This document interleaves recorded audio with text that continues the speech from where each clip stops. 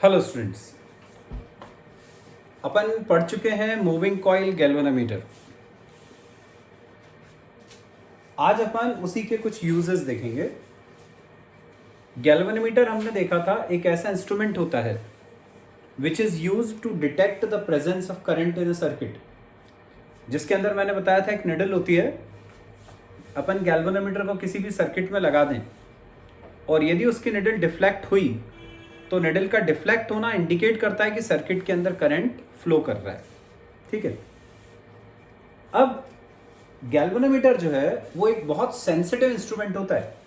बहुत sensitive instrument मतलब उसमें थोड़ा सा भी करंट जाए तो उसकी निडल बहुत सारा डिफ्लेक्ट होती है। ऐसा इसलिए ताकि यदि सर्किट के अंदर करंट बहुत कम फ्लो कर रहा है तो भी उस करंट को वो डिटेक्ट कर ले, इसलिए उसको बहुत सेंसिटिव बनाया जाता है। ठीक है। अब यदि मान लो गैल्वेनोमीटर है, उसकी ये निडल है, इसको अपन ने एक ऐसे सर्किट में लगा दिया। गैल्वेनोमीटर की मान लो जो रेटिंग है ये 1 एम्पियर तक है। 1 एम्पियर तक है, मतलब 1 एम्पियर पे ये पूरा घूम जाती है निडल। अब यदि मान लो अपन ने इसको एक ऐसे सर्किट में लगा दिया जिसमें करंट 10 एम्पियर का जा रहा है, तो 1 एम्पियर ही इसका मैक्सिमम रेटिंग है। तो वो 10 एम्पियर के करंट यदि जाएगा तो उसके हिसाब से बहुत हैवी करंट आ रहा है गैल्वेनोमीटर में। तो अब क्या होगा, ये जो उसकी निडल है वो ये जो यहाँ पे स्टॉप पिन लगी होती है उससे तेजी से जाके टकराती है। बार बार तेजी से जाके टकराएगी क्योंकि बहुत ज्यादा हैवी करंट आ रहा है उसमें। वो आगे जाने की कोशिश कर रही है पर उसकी जो मैक्सिमम रेटिंग है वही 1 एम्पियर है। तो ये जो निडल है इसकी वो स्टॉप पिन से बार बार टकराती है। टकराने की वजह से निडल ब्रेक हो जाती है। साथ ही साथ क्या होता है, जब वायर में ज्यादा करंट जाता है तो उसके अंदर हीट प्रोड्यूस होती है। हीट प्रोड्यूस हमने पढ़ा था I²RT होती है। तो यदि ज्यादा करंट जाएगा तो इस मूविंग कॉइल गैल्वेनोमीटर की जो कॉइल है उसके अंदर बहुत सारी हीट प्रोड्यूस हो जाएगी due to this heavy current. इसकी वजह से उसकी कॉइल भी जल जाती है। तो ये दो कारण हैं जिसकी वजह से हम गैल्वेनोमीटर को किसी सर्किट के करंट को मेजर करने के लिए यूज नहीं कर सकते। ठीक है। देखा तुमने कि इसकी मैक्सिमम रेटिंग 1 एम्पियर है, तो ये 10 एम्पियर का करंट नहीं पढ़ सकता। हाँ, 0.5 एम्पियर जा रहा है यदि, तो उसकी निडल आधा डिफ्लेक्ट होगी तो 0.5 एम्पियर तुम पढ़ सकते हो। लेकिन उसकी जो रेटिंग है वो वैसी बहुत कम होती है, तो जैसे थोड़ा सा भी ज्यादा करंट होगा तो गैल्वेनोमीटर उसको रीड नहीं कर सकता। इसलिए अपन गैल्वेनोमीटर को करंट मेजरिंग इंस्ट्रूमेंट, जिसको हम एमीटर बोलते हैं, उसके फॉर्म में यूज नहीं कर सकते। इसलिए गैल्वेनोमीटर एमीटर के फॉर्म में यूज नहीं किया जा सकता। तो अब यदि मान लो अपन को एमीटर बनाना है फ्रॉम अ गैल्वेनोमीटर, तो अपन उसको कैसे बनाते हैं? तो हमें कन्वर्ट करना है गैल्वेनोमीटर को, conversion of galvanometer into ammeter. ये देखेंगे अपन कि यदि अपन गैल्वेनोमीटर को एमीटर में बदलना चाहते हैं तो कैसे बदलेंगे। एमीटर करंट को मेजर करेगा, तुम्हें बताएगा कि कितने एम्पीयर करंट सर्किट में फ्लो कर रहा है, जबकि गैल्वेनोमीटर सिर्फ करंट की प्रेजेंस को डिटेक्ट कर रहा था। ठीक है। अब अपन उसी गैल्वेनोमीटर को एमीटर में बदलना चाहते हैं। यदि गैल्वेनोमीटर को एमीटर में बदलना है तो हम क्या करते हैं, ये जो गैल्वेनोमीटर की कॉइल है, ये अपना गैल्वेनोमीटर हो गया, उसके साथ में एक लो रेजिस्टेंस का शंट पैरेलल में लगाते हैं। ये शंट कहलाता है। शंट वो जो गैल्वेनोमीटर के साथ पैरेलल में लगाया जाता है और ये लो रेजिस्टेंस का होता है। लो रेजिस्टेंस का शंट अपन इसके साथ पैरेलल में लगाते हैं to convert a galvanometer into ammeter. अब हम देखेंगे कि जो शंट है उसकी वैल्यू कितनी होती है। सपोज यहां पे जो टोटल सर्किट का करंट है वो I है। I के दो पार्ट्स हो गए, एक पार्ट इसमें जाएगा IG, एक पार्ट शंट में जा रहा है, मान लिया IS। मेरे को करना क्या है, मेरे को इस शंट की वैल्यू निकालनी है जिसको गैल्वेनोमीटर के साथ पैरेलल में लगाकर अपन ने एमीटर बनाया है। इस S की वैल्यू पता करनी है। अब तुम्हें दिख रहा है ये गैल्वेनोमीटर और ये शंट दोनों पैरेलल में लगे। पैरेलल में वोल्टेज सेम रहता है अपन जानते हैं, तो voltage across galvanometer equal to होगा वोल्टेज अक्रॉस शंट। अब ओम्स लॉ से अपन V जानते हैं, I इंटू R होता है। इसके अंदर अपन ने लगाया Ohm's law I into R। Current जा रहा आई जी, रेजिस्टेंस है जी, इसमें लगाया, करंट जा रहा आई एस, शंट की वैल्यू है एस। यहां से हमने आई एस की वैल्यू निकाल ली, आई जी इंटू जी अपॉन एस, ये आई एस पता चल गया। आई एस वो करंट है जो शंट में जा रहा है, इसको अपन ने फर्स्ट इक्वेशन मान लिया। अब तुम्हें दिख रहा है कि यहां से जो टोटल करंट आ रहा था उसी के दो पार्ट्स हुए थे, ये आई जी और आई एस। मतलब जो टोटल करंट है आई, वो होगा दोनों का सम, आई जी और आई एस का। तो आई इक्वल टू, आई जी को ऐसे ही रखा, आई एस की जगह आई एस की वैल्यू डाली, I ji into ji upon S. ये वाला आई जी यहां के माइनस हुआ, तो I minus I G equal to हो गया I ji into ji upon S. अपना एम क्या था, हमें निकालना था शंट की वैल्यू, एस को इधर ले गए, ये हो जाएगा I ji into ji upon I minus I g, ये शंट पता चल गया। तो ऐसे अपन को पता चल जाता है शंट की वैल्यू, मतलब शंट कितने ओम का है, कितने ओम का शंट अपन गैल्वेनोमीटर कॉइल के साथ पैरेलल में लगाएं, जिससे कि अपन गैल्वेनोमीटर को एमीटर में कन्वर्ट कर सकें। ये शंट की वैल्यू आ गई। अब इस पे बेस्ड क्वेश्चन कैसा आता है, तुमको दिया रहता है गैल्वेनोमीटर का रेजिस्टेंस, जो भी गैल्वेनोमीटर का रेजिस्टेंस दिया रहेगा क्वेश्चन में, जितने भी ओम, वो रहेगा तुम्हारा जी। तुमसे बोला जाएगा कि galvanometer full scale deflection show करता है फॉर अ करंट ऑफ, जो भी दिया हुआ है 1 एम्पियर 1 मिली एम्पियर, वो जो भी आई जी की वैल्यू होगी वो क्वेश्चन में दी रहेगी। अब क्वेश्चन में बोलेंगे कि how you can convert this galvanometer into an ammeter which can measure current up to 100 ampere. ठीक है, 100 एम्पियर 1000 एम्पियर ऐसा कोई करंट तुम्हें दे देंगे। तो गैल्वेनोमीटर का रेजिस्टेंस दिया रहेगा, गैल्वेनोमीटर की कॉइल मैक्सिमम डिफ्लेक्शन कितने करंट पे देती है वो दिया रहेगा, वो अपन आई जी बोलेंगे। अब बोलेंगे कि गैल्वेनोमीटर को एमीटर में कन्वर्ट करना है जो इतने करंट को मेजर कर सके, तो अब शंट की वैल्यू पता करो। तो जी, आई जी और आई तीनों वैल्यू पता है, इसमें सब्स्टिट्यूट कर दोगे तो शंट पता चल जाएगा। हमेशा याद रखो क्वेश्चन में दो करंट्स रहेंगे। एक शॉर्ट ट्रिक ध्यान रखना, जो छोटा वाला करंट है वो आई जी होता है, जो बड़ा वाला करंट होगा वो आई होगा। हमेशा छोटा करंट आई जी, बड़ा वाला करंट आई।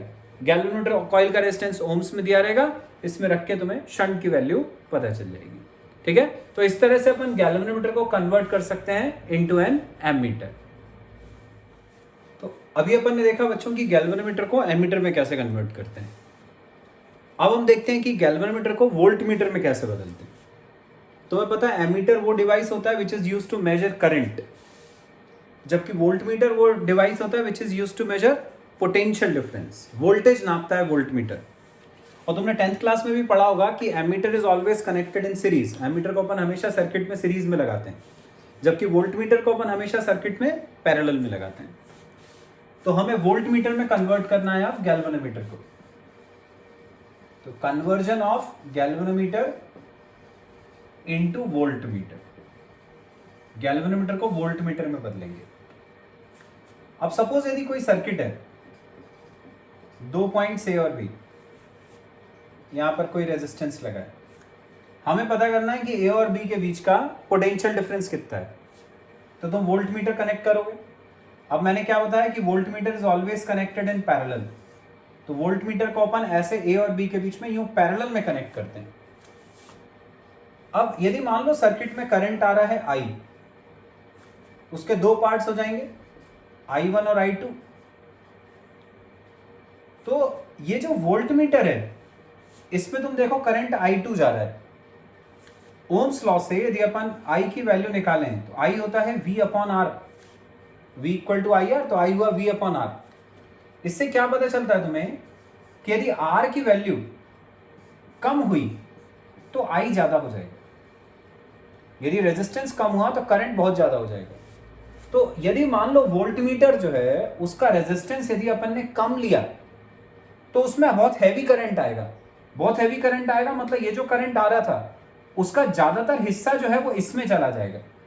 जैसे मान लो करंट आ रहा था 100 एम्पियर, अब यदि तुमने वोल्ट मीटर को कम रेजिस्टेंस का रखा तो उस 100 में से 90 एम्पियर तो इसमें ही चला गया, तो बचा गया 10 एम्पियर, वो इसमें जाएगा। फिर इसका मतलब ये हुआ कि जहां इसका potential difference I into R होना चाहिए था, जिसमें I टोटल करंट 100 एम्पियर का आ रहा था इंटू इसका जो भी रेजिस्टेंस होता हो, ये V होना चाहिए था, जबकि वो V तुम्हें यहां पर अब कितना मिलेगा, सिर्फ 10 एम्पियर का करंट ये ले पा रहा है, बाकी 90 तो वोल्ट मीटर नहीं ले लिया।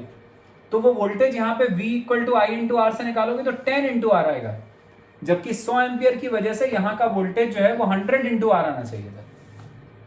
कहने का मतलब समझ रहे हो तुम कि जो टोटल करंट आ रहा है वो अपन चाहते हैं कि वो ज्यादातर करंट इसी के अंदर जाए जिसके अक्रॉस अपन को पोटेंशियल डिफरेंस निकालना है। लेकिन यदि तुमने वोल्टमीटर लगा दिया ऐसा जो कम रेजिस्टेंस का है, तो वो क्या करेगा, ज्यादातर करंट तो वो खुद ही खींच लेगा।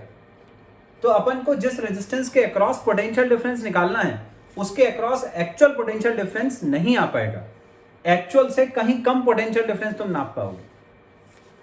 तो कहने का मतलब ये कि जो वोल्टमीटर है उसका रेजिस्टेंस जो है वो हम लो नहीं रख सकते। यदि तुमने लो रखा तो ज्यादातर करंट वो खुद ही खींच लेगा। ठीक है, तो इसका मतलब वोल्टमीटर एक ऐसा डिवाइस होता है जिसका रेजिस्टेंस हाई होता है, इट हैज हाई रेजिस्टेंस। ठीक है, हाई रेजिस्टेंस का डिवाइस होता है। तो अब इससे समझ में आ रहा है अपन को कि यदि अपन गैल्वेनोमीटर को वोल्टमीटर में बदलना चाहते हैं तो हमें उसका रेजिस्टेंस बढ़ाना पड़ेगा, तभी अपन उसको एज अ वोल्टमीटर यूज कर पाएंगे। तो हम क्या करते हैं, गैल्वेनोमीटर का रेजिस्टेंस बढ़ाकर उसको एज अ वोल्टमीटर अपन को यूज करना है। तो रेजिस्टेंस को बढ़ाने के लिए हम गैल्वेनोमीटर के साथ एक मल्टीप्लायर यूज करते हैं इन सीरीज। जब एमीटर में कन्वर्ट करना था तो अपन ने क्या करा था, एक रेजिस्टेंस को, लो रेजिस्टेंस को लगाया था गैल्वेनोमीटर के साथ पैरेलल में, उसको हमने नाम दिया था शंट। यहां पर हाई रेजिस्टेंस है, वो लो था, ये हाई है।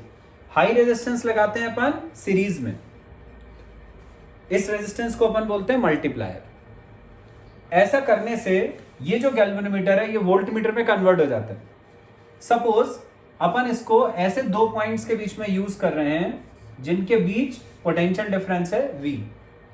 ये गैल्वेनोमीटर को जब अपन ने हाई रेजिस्टेंस मल्टीप्लायर के साथ सीरीज में लगाया तो ये वोल्टमीटर में कन्वर्ट हो गया।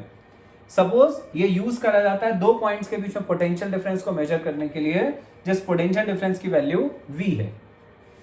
गैल्वेनोमीटर की कॉइल में जितना करंट जा रहा है वो है Ig, क्योंकि दोनों सीरीज में लगे हुए हैं तो इसमें भी वही करंट जाएगा Ig।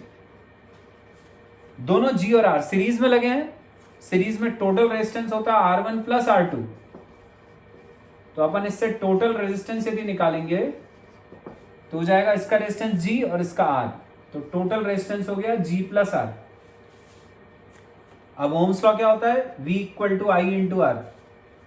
पोटेंशियल डिफरेंस जो ये नाप रहा है वो कितना है, V। करंट कितना है, Ig। टोटल रेजिस्टेंस कितना है, इसका G और इसका R, तो G प्लस R। ये हो गया। Ig को नीचे ले गए तो V अपॉन Ig इक्वल टू बचा G प्लस R। R की वैल्यू निकालनी है, ये G इधर आके माइनस हो जाएगा तो R आ जाएगा V अपॉन Ig माइनस G। इसका मतलब ये रेजिस्टेंस, ये हाई रेजिस्टेंस को अपन गैल्वेनोमीटर कॉइल के साथ जब सीरीज में लगाते हैं तो हम गैल्वेनोमीटर को कन्वर्ट कर लेते हैं इनटू वोल्टमीटर। ठीक है, तो इसके ऊपर बेस्ड क्वेश्चन कैसा आएगा, तो मैं गैल्वेनोमीटर की कॉइल का रेजिस्टेंस दिया रहेगा, तुमसे बोला जाएगा कि गैल्वेनोमीटर इतने करंट पे फुल स्केल डिफ्लेक्शन देता है, तो वो जितना भी करंट पे फुल स्केल डिफ्लेक्शन दिया रहेगा वो Ig की जगह रखोगे। अब तुमसे बोला जाएगा कि इसको कैसे अपन कन्वर्ट कर सकते हैं into a voltmeter which can measure voltage up to इतने वोल्ट्स। तो जितने वोल्ट्स को मेजर करना है उसको V की जगह रखा, तो V रखा, Ig रखा, G रखा, तो R की वैल्यू पता चल जाएगी। ठीक है, तो इस तरह से अपन रेजिस्टेंस की वैल्यू निकालते हैं जो मल्टीप्लायर का रेजिस्टेंस होता है, जिससे अपन गैल्वेनोमीटर को वोल्टमीटर में कन्वर्ट कर लेते हैं। आज हम देखेंगे force acting between two parallel current carrying conductors. मतलब दो वायर्स हैं, एक ऐसा वायर हो गया, एक ऐसा वायर हो गया, दोनों में करंट फ्लो कर रहा है, सेम डायरेक्शन में भी जा सकता है, अपोजिट भी जा सकता है, एक में ऊपर एक में नीचे की तरफ। तो हमें पता करना है कि इन दोनों वायर्स के बीच में कुछ फोर्स एक्ट करता है क्या, और यदि करता है तो कितना करता है। सपोज ये दो पैरेलल वायर्स हैं जो करंट्स कैरी कर रहे हैं, I1 I2। अभी मैंने मान लिया कि दोनों में जो जाने वाला करंट है वो सेम डायरेक्शन में है। अब मान लिया दोनों के बीच का डिस्टेंस d है। हमने पढ़ा है इसी चैप्टर में पहले कि यदि किसी एक स्ट्रेट वायर में करंट फ्लो करता है जो वायर इनफाइनाइट लेंथ का है, तो उसके आसपास एक मैग्नेटिक फील्ड बनती है। उस मैग्नेटिक फील्ड की वैल्यू भी अपन ने निकाली थी। किसी स्ट्रेट वायर के अराउंड जो मैग्नेटिक फील्ड होती है डी डिस्टेंस पे, वो होती है μ0/4π 2I/d। मैं अभी ये वाला वायर ले रहा हूं जिसमें करंट I1 जा रहा है, उसकी वजह से डी डिस्टेंस पर यहां पर एक पॉइंट P ले लिया मैंने, तो उस पॉइंट P पर मैग्नेटिक फील्ड की वैल्यू इतनी होती है। ये अपन डेरिवेशन में कर चुके हैं। ये मैग्नेटिक फील्ड क्योंकि पहले वायर की वजह से बनी है, इसलिए इसको मैंने नाम दे दिया B1। अब जो सेकेंड वायर है वो तुम देख रहे हो इसी मैग्नेटिक फील्ड के अंदर लाई कर रहा है। जो सेकेंड वायर है वो यहीं पर इसी मैग्नेटिक फील्ड में लाई कर रहा है। तो ये जो मैग्नेटिक फील्ड यहां पर बनी B1, उसकी वजह से सेकेंड वायर के ऊपर कुछ फोर्स एक्ट करता है, जो अपन ने देखा था F = ILB sin थीटा होता है। ठीक है, जब अपन किसी करंट कैरिंग वायर को मैग्नेटिक फील्ड में रखते हैं तो उसके ऊपर फोर्स एक्ट करता है F = ILB sin theta.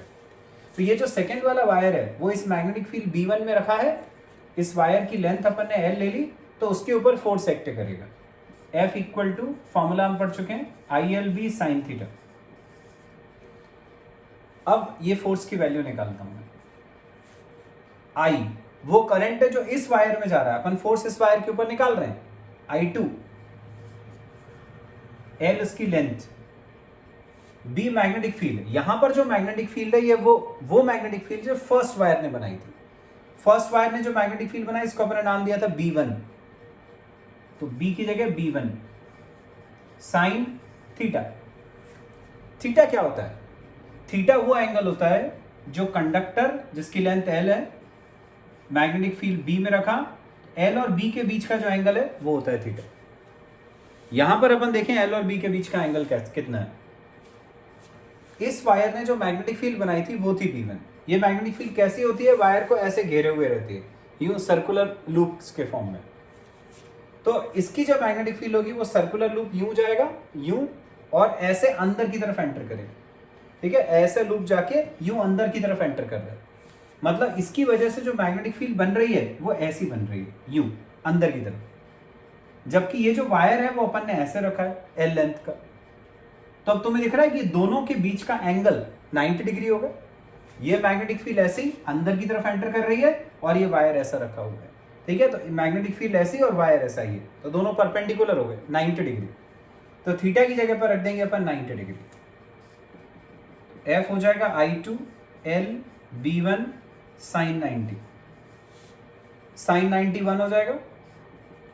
F आ गया I2 L into B1, B1 की जगह B1 की वैल्यू ये निकाल चुके थे अपन, तो μ0/4π 2I1/d, ये सब्स्टिट्यूट कर दिया B1 की जगह, तो F आ गया μ0/4π 2I1 I2, L ऐसे ही है अपॉन D ऐसे ही है। L को नीचे ले गए तो F/L आ गया μ0/4π 2I1 I2/d। F/L मतलब force acting per unit length. तो अपन को पता चल गया कि जो फर्स्ट वायर में करंट जा रहा था उसकी वजह से सेकेंड वायर के ऊपर जो फोर्स एक्ट कर रहा है पर यूनिट लेंथ, मतलब सेकेंड वायर के यूनिट लेंथ पर 1 सेंटीमीटर पे 1 मीटर के ऊपर जो फोर्स एक्ट करता है वो इतना होता है। क्योंकि ये वैल्यू F/L की है, मतलब यूनिट क्या होगी इसकी? फोर्स की यूनिट अपॉन लेंथ की यूनिट। तो फोर्स की यूनिट न्यूटन और लेंथ की यूनिट मीटर, तो इसकी यूनिट आती है न्यूटन पर मीटर। आ गया। अब अभी अपन ने क्या किया? फर्स्ट वाले की वजह से सेकेंड वाले के ऊपर जो फोर्स लगा वो निकाला। उल्टा करें अब, यदि ये जो सेकेंड वाला वायर है उसकी वजह से फर्स्ट पे फोर्स निकालना है, तो जो सेकेंड वाला वायर है उसकी मैग्नेटिक फील्ड ऐसी बनेगी यू, इसमें करंट ऊपर की तरफ जा रहा है, ये मैग्नेटिक फील्ड ऐसी बन रही है। ये मैं कैसे पता कर रहा हूँ, ये राइट हैंड थंब रूल जो शुरू में पढ़ा था, इसमें करंट जा रहा है ऐसा ऊपर की तरफ, ये अंगूठा करंट के डायरेक्शन में, मैग्नेटिक फील्ड का डायरेक्शन ये उंगलियां बताती हैं, ये ऐसे जा रहा है करंट, तो मैग्नेटिक फील्ड यूं घूम के ऐसी बाहर की तरफ है, यूं घूम के ऐसे बाहर की तरफ, मतलब यहाँ से जो करंट, यहाँ से जो मैग्नेटिक फील्ड आ रही है वो ऐसी आउटवर्ड्स आ रही है, तो इसकी वजह से जो यहाँ पर मैग्नेटिक फील्ड बन रही है वो ऐसी बाहर की तरफ बन रही है।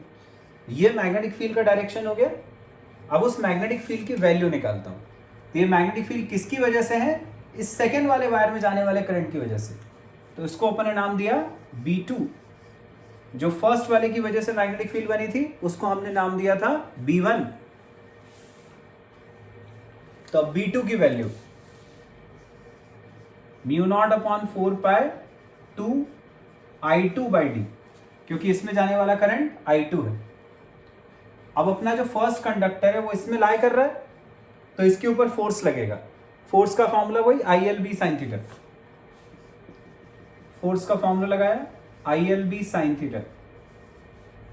ये फोर्स किस पे लग रहा है, फर्स्ट वाले कंडक्टर पे। फर्स्ट में करंट कितना जा रहा था, I1।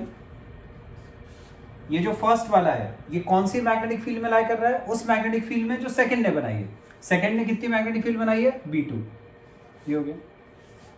थीटा देखना कितना है, इसकी मैग्नेटिक फील्ड कैसी होगी, फिर वैसी सर्कुलर लूप के फॉर्म में U।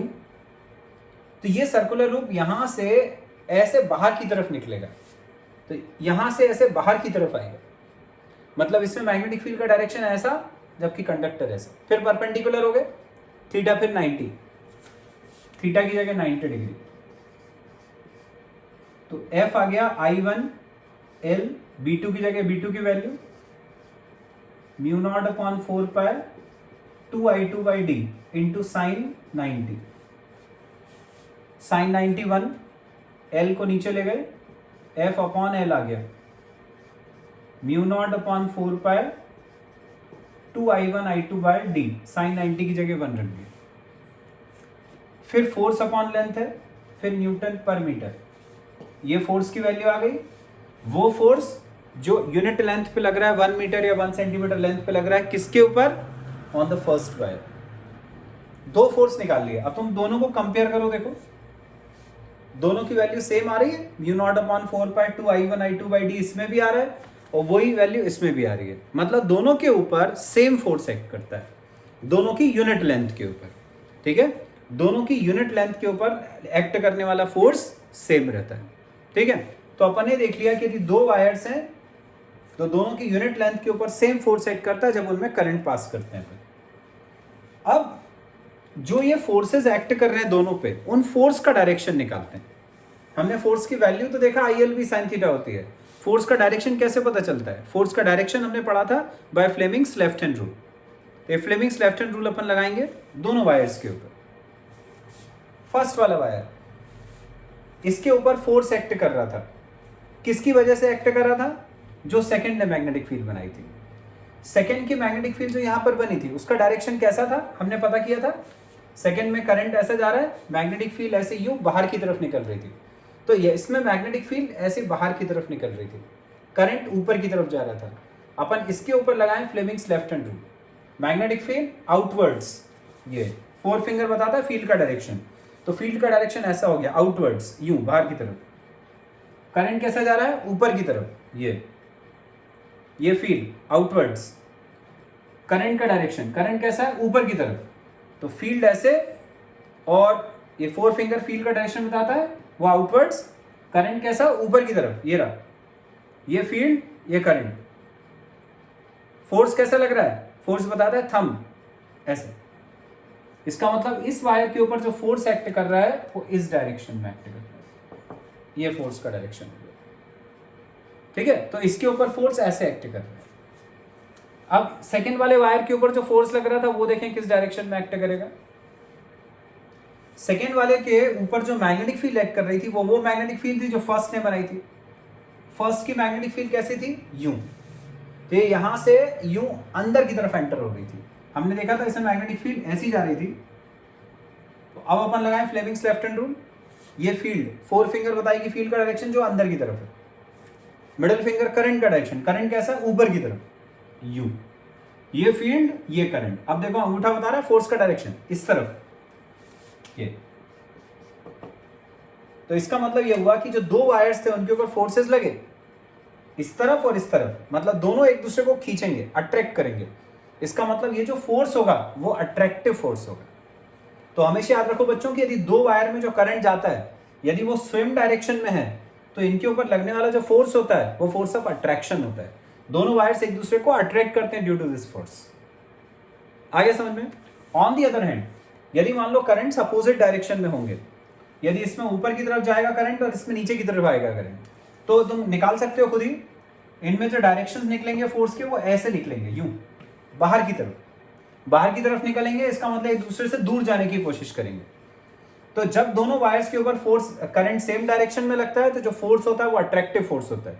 लेकिन जब दोनों के करंट्स अपोजिट डायरेक्शन में होते हैं, एक ऊपर की तरफ एक नीचे की तरफ, तो जो इनके बीच में फोर्स लगता है वो फोर्स ऑफ रिपल्शन होता है। दोनों वायर एक दूसरे से दूर जाने की कोशिश करते हैं। आगे समझ में। तो एक बहुत इंपॉर्टेंट कंसेप्ट था force acting between two parallel conductors, वो अपन ने देख लिया।